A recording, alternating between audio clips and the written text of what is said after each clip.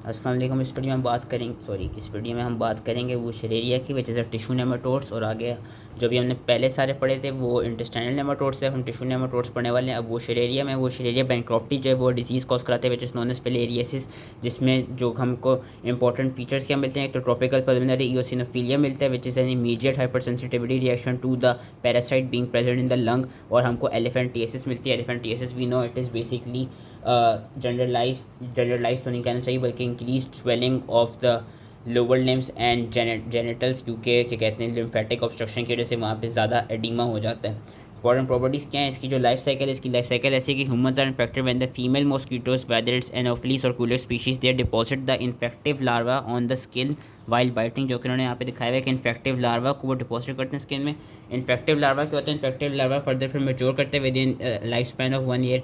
वो मेच्योर करता है, अपने एडल्ट फॉर्म से फॉर्म होता है। एडल्ट फॉर्म में वो माइक्रोफिलियरी फॉर्म में बनता है। वो माइक्रोफिलियरी फिर आगे जाके क्या करते हैं, वो जो हमारे लिम्फेटिक्स होते हैं वहाँ पे जाके इन्फ्लेमेशन कॉज कराते हैं, और जो हमारे लिम्फेटिक्स होते हैं उनको बेसिकली ऑब्स्ट्रक्ट करते हैं।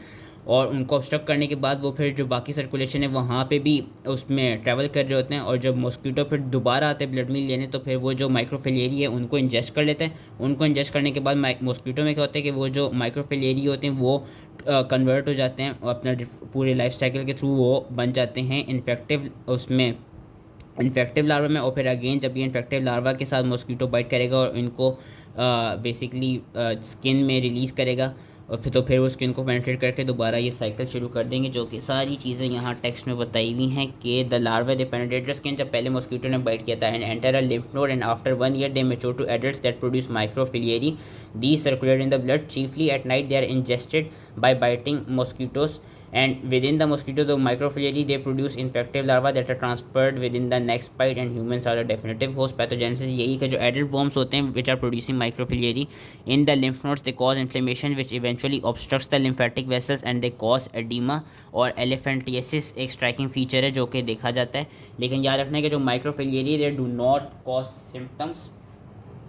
अर्ली इन्फेक्शन ये सिम्टोमेटिक होते हैं। Later fever, lymphangitis, cellulitis develop करता है और gradually obstruction leads to oedema, fibrosis of legs and genitalia specially the scrotum. और ये देखा जाता है एलिफेंटियासिस सिर्फ उन पेशेंट्स में होगी जिनको रिपीटेड इन्फेक्शन हो चुका है वो शरेरिया से, वेरस जो टूरिस्ट होंगे, अगर टूरिस्ट को पहली दफ़ा इन्फेक्शन है तो उनमें एलिफेंटियासिस यूजली नहीं देखी जाएगी। और एक और जो इंपॉर्टेंट हमको फीचर मिलता है जो कि इमीडिएट हाइपर सेंसिटिविटी रिएक्शन मिलता है, वो मिलता है tropical pulmonary eosinophilia which is characterised by coughing and wheezing specially at the night.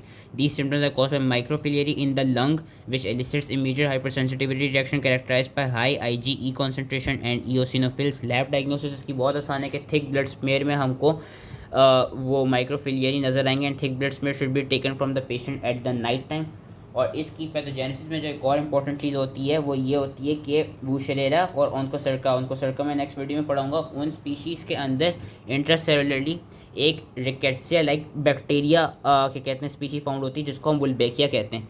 Okay, वूशरेरा और ओन्कोसर्का दोनों के अंदर एक इंट्रासेलुलरली रिकेट्सिया लाइक बैक्टीरिया की स्पीशीज़ फाउंड होती है, जिसको वुल्बेकिया कहा जाता है। और वुल्बेकिया का फंक्शन क्या है कि वो एंडोटॉक्सिन लाइक मॉलिक्यूल्स को रिलीज़ करते हैं जो कि फर्दर पैथोजेनेसिस में रोल प्रोवाइड करते हैं। और इनको इस वुल्बेकिया स्पीशीज़ को ख़त्म करने के लिए हम क्या देते हैं, हम डॉक्सीसाइक्लिन देते हैं। तो इसी तरह हम ट्रीटमेंट और प्रिवेंशन पाते हैं। ट्रीटमेंट इसकी ये है कि ट्रीटमेंट माइक्रोफिलियरी को ख़त्म करने के लिए हम दे रहे हैं डायथाइल कार्बामेज़ीन।